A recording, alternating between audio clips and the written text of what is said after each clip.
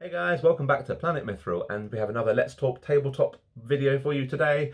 And today we're taking a little bit of a deep dive into the ring bearer himself, the hero of Middle-earth and destroyer of the One Ring, Frodo Baggins.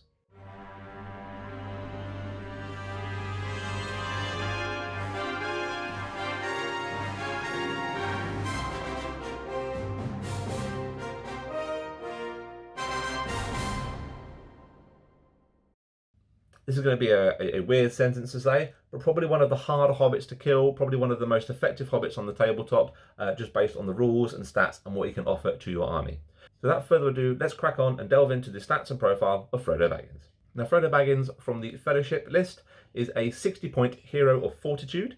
He is move value 4, which is fairly typical for most hobbits. He is a fight value of 3 with a shoot value of 3+. He is strength 2, defense 3.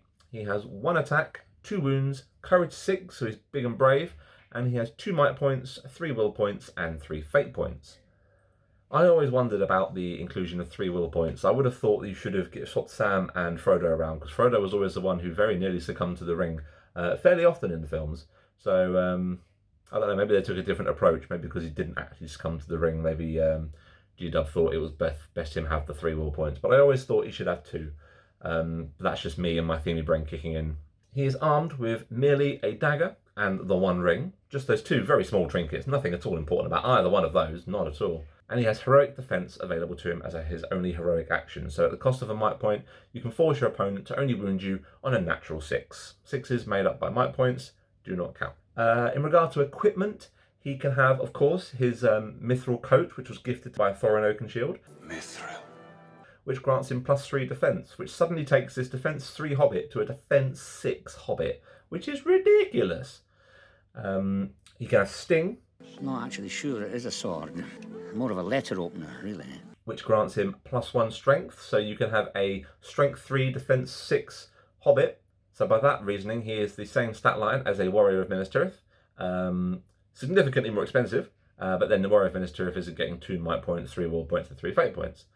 And he can also have an elven cloak, which, when he's partially obscured by terrain, will keep him obscured and can't be targeted then by missile weapons. So it keeps him a little bit protected at range there. He is resistant to magic, being a hobbit, which works so much more effectively than you think it does, particularly if, unlike me, you actually remember he has it. Because we've got through half of the first few scenarios of Quest of the Ringbearer, where I completely forgot that the hobbits had resistance to magic. I did a silly game, I think. He can also throw stones. Throwing stones are a range 8 missile weapon at strength 1. However, you will not be able to move at all if you throw stones, because you have to spend your movement phase stooping to pick up said stone. So it does kind of, if you want to use him as a bit of a bombarder with the other hobbits who also will have this rule, you are going to have to commit your move phase to loss with Frodo, unfortunately, which may or may not be something you want to do.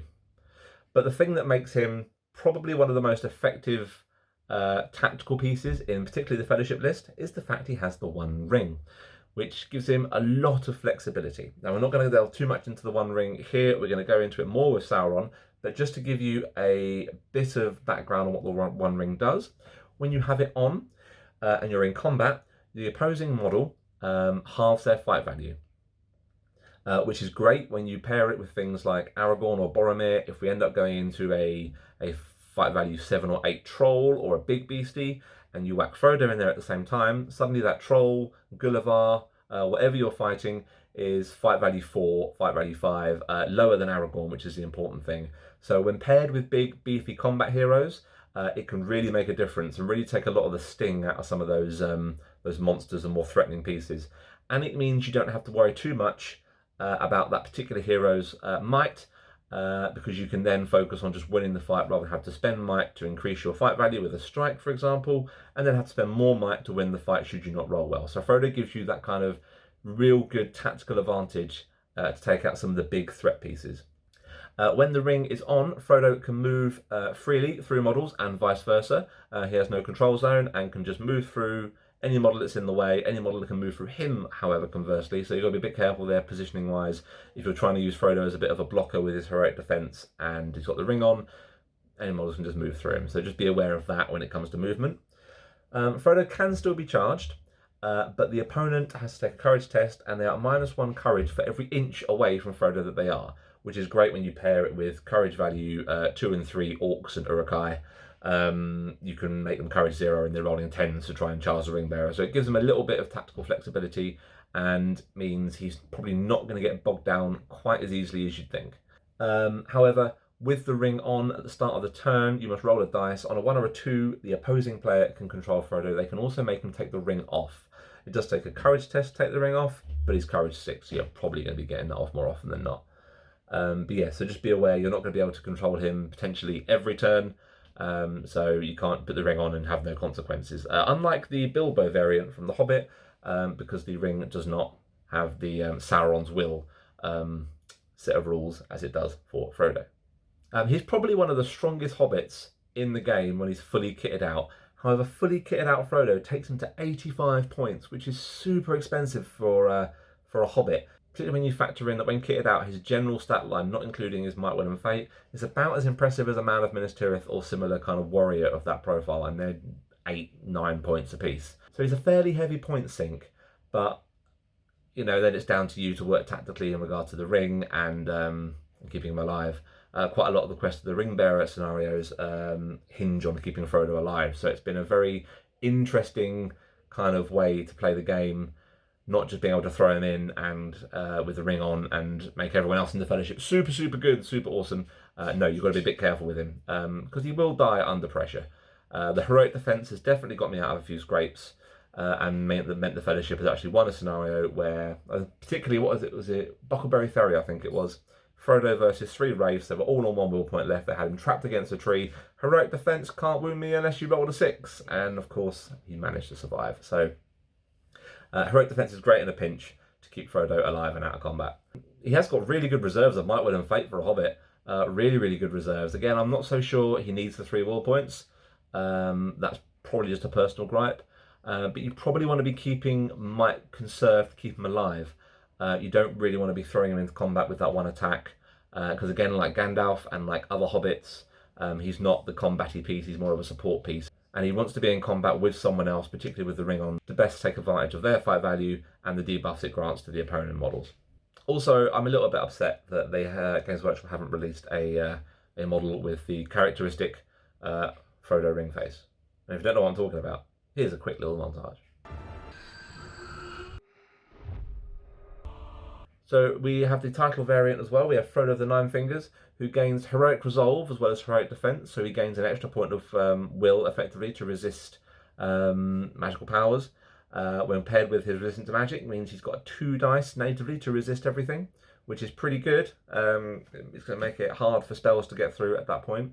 Frodo of the Nine Fingers can have a pony, which is super cool, which is, I think, a move 8. Gives him a little bit of flexibility on the tabletop. But ponies unfortunately don't gain cavalry bonus because they're obviously not full horses, so they're not going to have the impact that a full-grown horse would have charging into a battle line. However, I'd still argue getting charged in the gut by a pony head first still going to do a fair bit more damage than just a hobbit. However, Frodo of the Nine Fingers can't ever hurt enemies. He cannot strike if he wins the fight, and he can't ever voluntarily charge any models. 60 points for a model that can't effectively fight or help my army in any way, shape or form. That's not strictly true, because he does gain the Home is the Hero special rule, which basically means he counts as a banner to hobbits within range 6. And having a range 6 banner is absolutely huge. Every hobbit within 6 of Frodo gets a reroll for a banner. That is insane. And I suppose that's to represent us, you know, him coming back and him being the hero of Middle-earth and the one who destroyed the ring, the rallying cry and the rallying point of all the people in Middle-earth at that point. So a 6-inch banner in your hobbit ranks there is huge, because that's going to cover a lot of hobbits, particularly on a 40mm base, and with the amount of hobbits you get in a hobbit army, it's going to be big. When it comes to Frodo the Ninefield's war gear, he has the Mithril coat inbuilt into his profile now, so you don't have to pay for it. So he is defense 6, he is only strength 2, and can't be buffed up obviously because he hasn't got sting. His stats profile remains pretty much the same, other than the fact that he loses a point of might and he loses 2 points of fate, which is quite a drop. 2 wounds, 1 fate, it's going to take even less punishment than than the other original variant could. And without the benefit of the ring, of course, at this point, he's no longer that tactical piece to help other heroes kind of succeed. He is effectively a 60-point banner with effectively 3 wounds if you pass your fate point. So, yeah, while it's good, while it can really help the other hobbits, he's a fairly, as hobbit points go, he's a fairly expensive sink into something that's not too difficult to shift. So I don't know. Again, gonna have to play pretty carefully with him when it comes to Frodo the Nine Fingers. But that is our quick little deep dive into Frodo Baggins and what he has to offer on the tabletop. I hope you guys enjoyed today's video. Please like and subscribe. As always, it really helps to push our channel out and push the content out to avid hobbyists everywhere. And until next time, guys, take care and happy hobbying. Bye, guys. Bye-bye.